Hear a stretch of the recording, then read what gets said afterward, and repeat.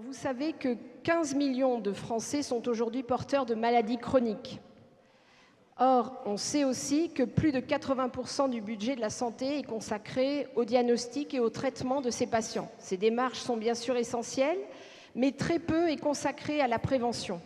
Or, vous connaissez probablement tous, au-delà des facteurs environnementaux, les facteurs qui sont liés à nos habitudes de vie et qui favorisent ces maladies comme le diabète, l'obésité, l'hypertension artérielle ou même certains cancers. Nos décideurs, nos politiques inscrivent régulièrement dans les lois la prévention est au centre du système de santé. Alors pour un médecin de santé publique, je suis toujours ravie d'entendre ces messages, mais sur le terrain, il n'en est rien. Car souvent, les conditions de prévention, que ce soit l'information, l'accompagnement, l'écoute, ne se réalisent pas toujours dans des contextes qui soient adaptés pour que le patient, son entourage, puisse vraiment être réceptif et regarder ses comportements, les analyser et les changer.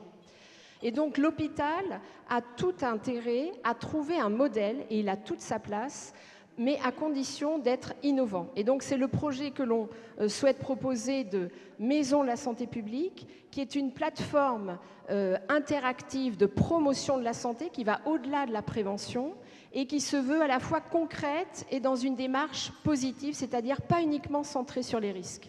Alors concrète parce que ça va être une vraie maison avec des pièces de vie, un jardin, dans un bâtiment dédié, avec tout un tas de pièces. Et on va avoir 500 mètres carrés dans lesquels vont pouvoir se réaliser des ateliers thématiques dans lesquels le patient va pouvoir non seulement recevoir de l'information, mais aussi expérimenter et acquérir des savoir-faire.